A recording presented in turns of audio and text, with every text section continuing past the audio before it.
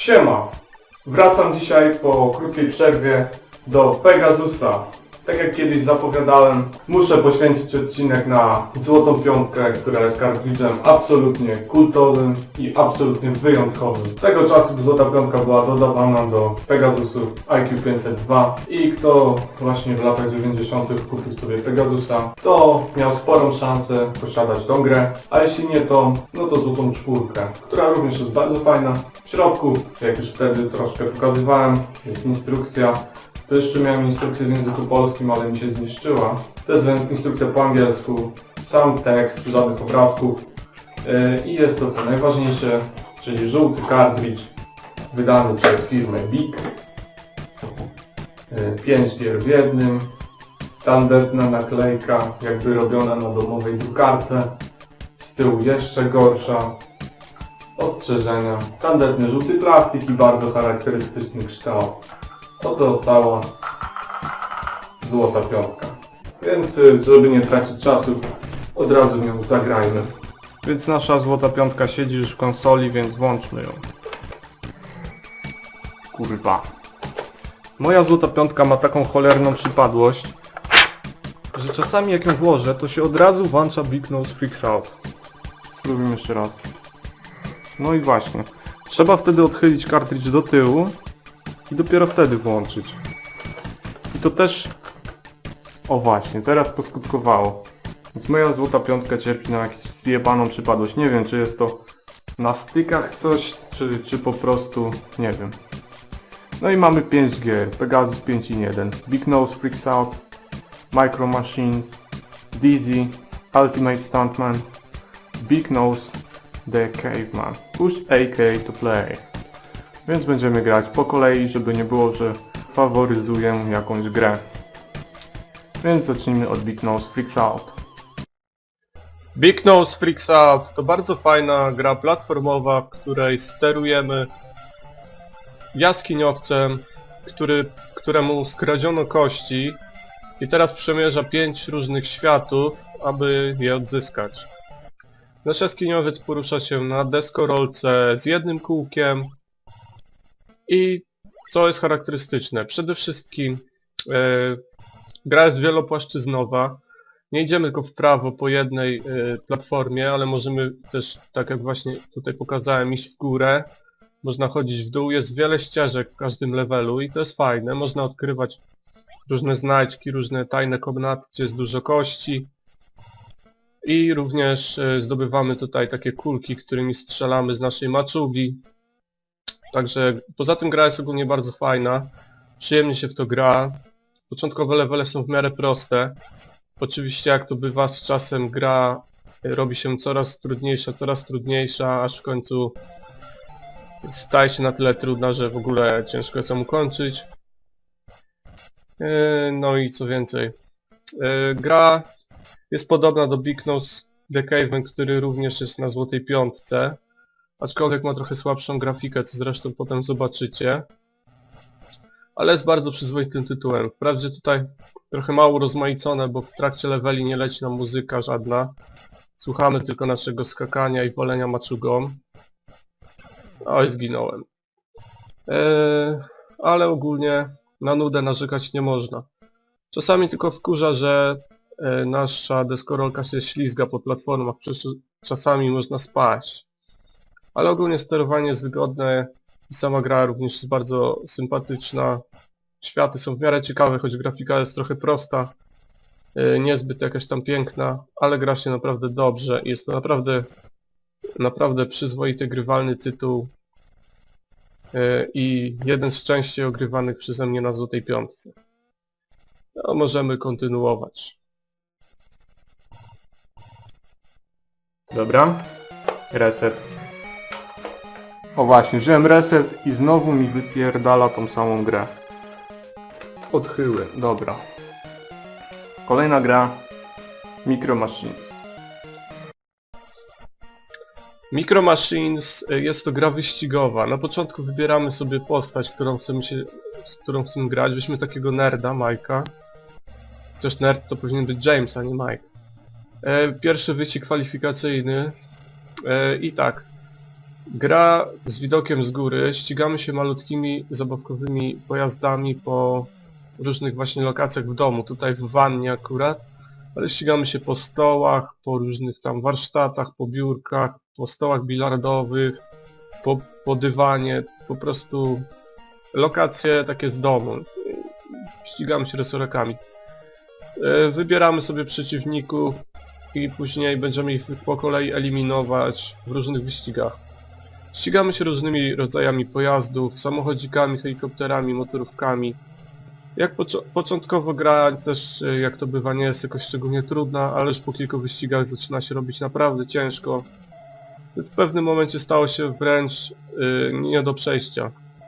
Po prostu już daleko jak się dojdzie, to wyścigi są tak strasznie trudne, że trzeba po prostu je przechodzić bez żadnego kontaktu z jakąś tam ścianą, bez żadnych wpadki, po prostu jak po sznurku, bo inaczej nie mamy szans na wygraną.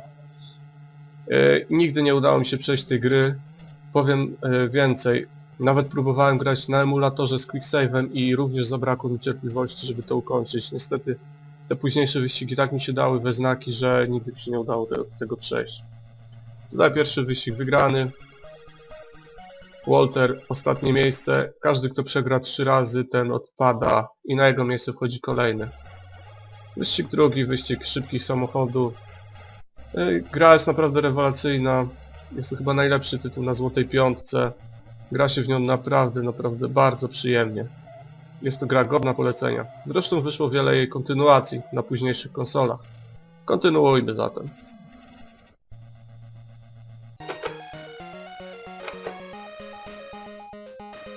Dalej.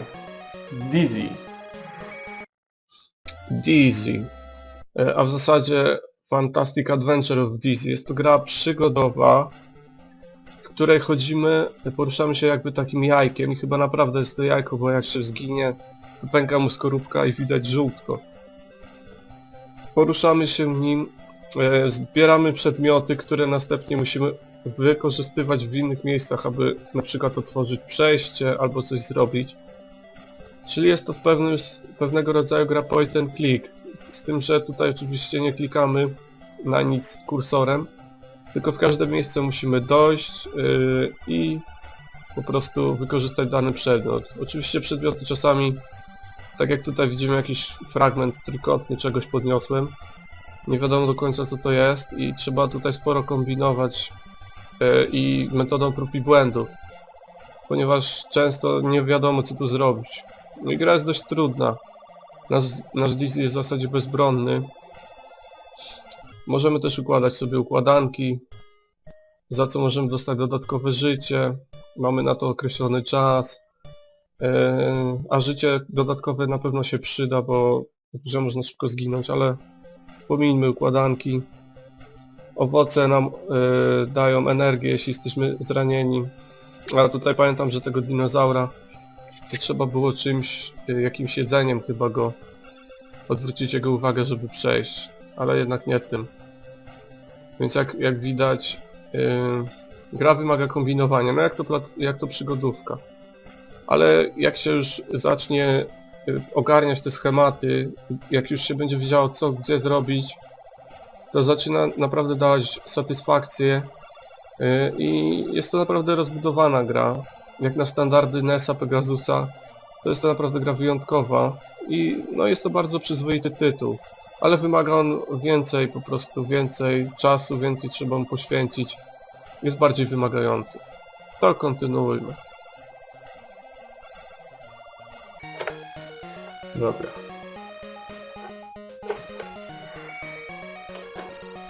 I znowu, jak biorę reset, znowu mi włącza się od nowa, muszę znowu robić tą sztuczkę z odchylaniem kartridża. Dobra, dalej. Ultimate Stuntman. Ultimate Stuntman jest to jedyna na tej składance gra, tak jakby akcji. W grze chcieli po prostu postawić na full akcji i są tutaj różne levele. Na początku ścigamy się samochodami, które strzelają. Jest to chyba najlepszy motyw w całej grze, najbardziej taki rajcujący. Wygląda ładnie, jest szybki, jest dynamiczny, zajebista muzyka. Ale później tak, jak to przejdziemy, no to później jest element platformówkowy, który już jest słaby. Zobaczycie pod koniec. W tych platformówkach no to chodzimy tylko niemrawo, strzelamy, to już nie jest takie rajcujące, nie umywa się chociażby do kontry. Następnie są elementy, levele, gdzie wspinamy się po ścianie budynku. Są też levele, w których latamy na lotni, latamy helikopterkiem, więc gra jest rozbudowana. Po prostu chcieli zrobić wiele gier w jednym, co nie do końca im wyszło, bo mogli skupić się na jednym, dwóch motywach. A ta gra jest przeciętna. Może tutaj się prezentuje fajnie ten początek, ale tak naprawdę mówię wam, gra jest przeciętna. No i jest koszmarnie trudna. Są tu tylko 3 życia i żadnego continue. 3 życia i koniec, jesteś dead. Tak więc gra jest naprawdę trudna i na Pegasusie nigdy jej nie ukończyłem. Kiedyś ją ukończyłem na emulatorze z quicksave'em. Więc oszukując, ale po prostu nie dałem rady ukończyć jej uczciwie. Jest za trudna. No i przyszliśmy pierwszy level samochodzikiem. I teraz będziemy... No, bonus. W dupie z bonusem. Nie ma czasu na bonusy. I teraz zobaczycie level platformówkowy, który jest słaby. Po pierwsze, postać jest za duża, przez co mamy za bardzo ograniczoną widoczność. Widzimy tylko fragment ekranu przed nami, więc wrogowie potrafią wyskoczyć nam znienacka. Poza tym postać jest wysoka, przez co ciężko uniknąć kul, no i jak widać pada jak mucha, więc jedźmy dalej.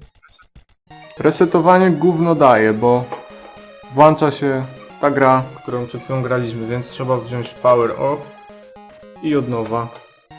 I tym razem się dobrze włączyło. I ostatnia gra, Big Nose the Caveman, czyli Wielkonocy Jaskiniowiec. No i ostatnia gra na złotej piątce, ale ostatnia to nie znaczy najsłabsza, Big Nose the Caveman. Widzimy tutaj znajomego jaskiniowca, który tym razem porusza się już z buta, w zasadzie gołą stopą. Jak widzicie, grafika jest ładniejsza niż w Big Nose Freaks Out, więc pewnie gra ukazała się trochę później.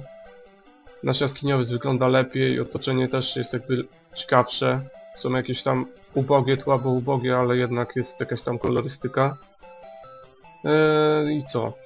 Tym razem chodzimy z buta, również zbieramy różne dopałki do naszej maczugi, możemy nawet kupować różne dopalacze w sklepach za zdobyte kości. I tutaj przemierzamy się po różnych wyspach. Każda wyspa jest inna. Są wyspy lodowe, wulkaniczne. Sam sposób przemieszczania się po wyspie również jest ciekawy. Tutaj normalnie chodzimy z buta, ale jak już przejdziemy całą wyspę, to by dostać się na następną, nasz jaskiniowiec lata, obracając ruchem wirowym swoją maczugą niczym śmigła w helikopterze i latam właśnie niczym helikopter. I to są takie właśnie levele zawsze jako przejście do kolejnej wyspy. Wysp jest wiele, ile dokładnie to nie wiem, bo nie przeszedłem całej gry. Chociaż dużo grałem ale jak to bywa, z czasem robi się coraz trudniej, aż w końcu się człowiek poddaje. Ale gra naprawdę dobra. Jedna z lepszych na tej składance. W sumie trudno powiedzieć, który Big Nose jest lepszy. Chyba jednak mam większy sentyment do właśnie Big Nose the Caveman. Bo jakoś przyjemnie mi się w niego grało. Tylko właśnie tutaj też jest wkurzające to, że postać ma jakby te stopy takie śliskie, że jak wskoczy na jakąś platformę, to potrafi się z niej ześlizgnąć i spaść.